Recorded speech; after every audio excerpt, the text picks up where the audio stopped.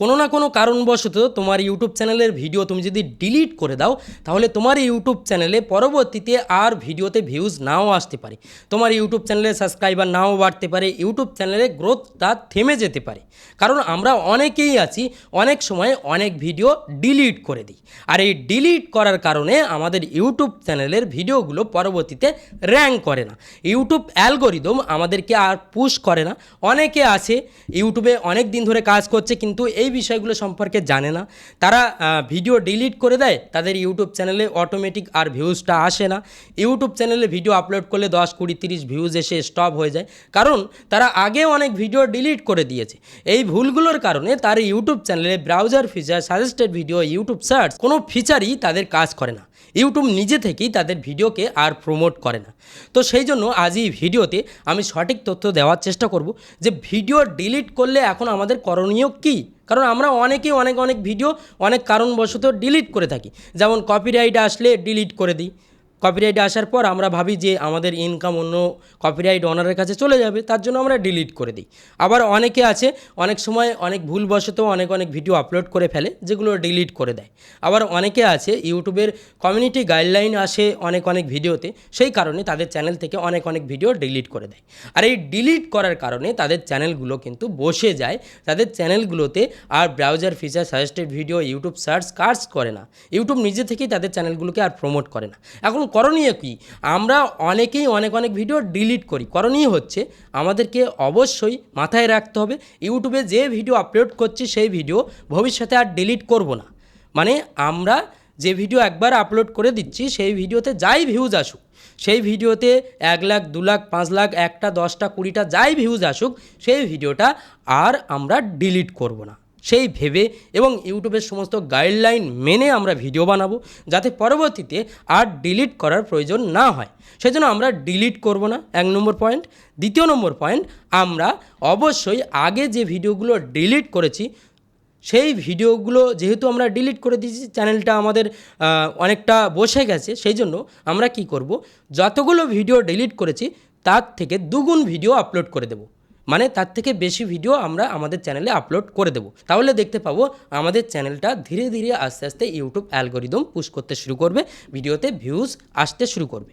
সেই জন্য অনেকে আছে ভুলবশত অনেক ভিডিও এমনিই ডিলিট করে দেয়, তো এই সমস্ত ডিলিটগুলো করলে হবে না। সেই জন্য এটা মাথায় রাখবে, কোনো সময় যদি ভিডিও ডিলিট করার প্রয়োজন পড়ে তাহলে বিবেচনা করবে, ডিলিট করবে না।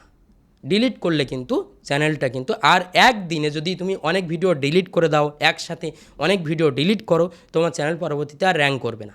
সেই জন্য অবশ্যই মাথায় রাখবে ভিডিও ডিলিট করার আগে ভাববে। আর যারা ডিলিট করে ফেলেছো, যাদের এই সমস্যাটা হচ্ছে, তারা অবশ্যই ধীরে ধীরে কাজ করতে থাকো, বেশি ভিডিও আপলোড করো, দেখতে পাবে আস্তে আস্তে ঠিক হয়ে যাবে। আর হ্যাঁ, ইউটিউবে তুমি যদি কাজ করে থাকো দীর্ঘদিন ধরে, যদি ভিডিও আপলোড করে থাকো, তাহলে তোমাকে অবশ্যই 3টে ফর্মুলা মেনে কাজ করতে হবে, তাহলেই তুমি ইউটিউবে তাড়াতাড়ি সাকসেস পাবে।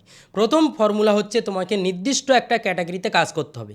আজ এই ক্যাটাগরি, কাল ওই ক্যাটাগরি, এরকমভাবে করলে হবে না। নির্দিষ্ট একটা ক্যাটাগরিকে টার্গেট করে সেই ক্যাটাগরিতে ভিডিও বানাতে হবে, এবং সেই ক্যাটাগরির পপুলার ক্রিয়েটার যারা অনেক দিন ধরে রয়েছে, যাদের ভিডিওতে ভালো ভিউজ আসে, তাদের কোন টপিকের ভিডিওতে ভালো ভিউজ রয়েছে সেগুলো টার্গেট করতে হবে, সেই টপিকগুলো দেখতে হবে, নির্বাচন করতে হবে, এবং তোমার চ্যানেলেও সেরকম ধরনের টপিকের ভিডিও আপলোড করতে হবে। 1 নম্বর ফর্মুলা হচ্ছে এটা। দ্বিতীয় নম্বর ফর্মুলা, অবশ্যই তোমার ভিডিও থাম্বনেল, টাইটেল এবং তোমার ভিডিওর যে অডিয়েন্স রিটেনশন সেটার ওপরে নজর দিতে হবে। এই 3টে বিষয় মাথায় অবশ্যই রাখতে হবে। ভিডিওর টাইটেল যেমন গুরুত্বপূর্ণ, থাম্বনেলও গুরুত্বপূর্ণ। আগের মতো তুমি যদি থাম্বনেল বানাও, এখন কিন্তু প্রফেশনাল থাম্বনেল চলে, এখন ভালো থাম্বনেল যদি না বানাতে পারো তাহলে তোমার ভিডিওতে ক্লিক আসবে না, ইমপ্রেশন ইউটিউব পাঠাবে কিন্তু ক্লিক আসবে না, কেউ ক্লিক করবে না। আর ক্লিক না করলে ইউটিউব একটা টাইমে ওই ভিডিওর ইমপ্রেশন দেওয়া বন্ধ করে দেবে। সেই জন্য অবশ্যই তোমাকে ভালো কোয়ালিটির থাম্বনেল বানাতে হবে, এবং টাইটেলটাও গুরুত্বপূর্ণ। কারণ একটা ইউজারের সামনে যখন ভিডিও যায়, সে আগে টাইটেলটাও দেখে।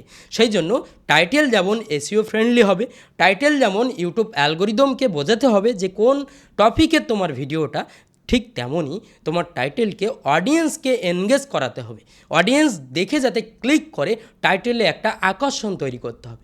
আশা করি বুঝতে পেরেছো। সুতরাং টাইটেলও গুরুত্বপূর্ণ এবং তোমার ভিডিওর ডিসক্রিপশানটা ঠিকঠাকভাবে দিতে হবে। এগুলো মোটামুটি একটা বেসিক জিনিস, এগুলো মাথায় রাখতে হবে। আর সবথেকে মেন যে বিষয়টা, তোমার ভিডিওর যে ওয়াচ টাইম, যেটা থেকে ওয়াচ টাইম আসবে, অডিয়েন্স এনগেজ থাকবে তোমার ভিডিওতে, বেশি বেশি সময় অডিয়েন্স দেখবে।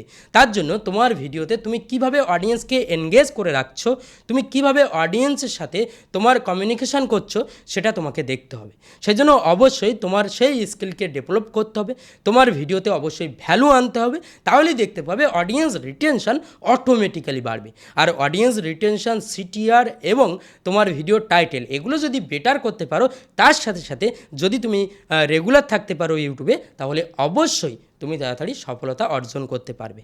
আর হ্যাঁ, আজ এক ক্যাটাগরি, কাল আর ক্যাটাগরি, এই সমস্ত করলে তুমি কখনো সফলতা পাবে না। আশা করি বুঝতে পেরেছো। যদি ভিডিওটা ভালো লাগে তাহলে অবশ্যই ভিডিওতে একটা লাইক করবে। চ্যানেল নতুন হলে এই চ্যানেলটি কিন্তু সাবস্ক্রাইব করতে ভুলবে না। তো আজ ভিডিও এই পর্যন্ত, দেখা হবে পরবর্তী ভিডিওতে। সবাই ভালো থাকবে, সুস্থ থাকবে।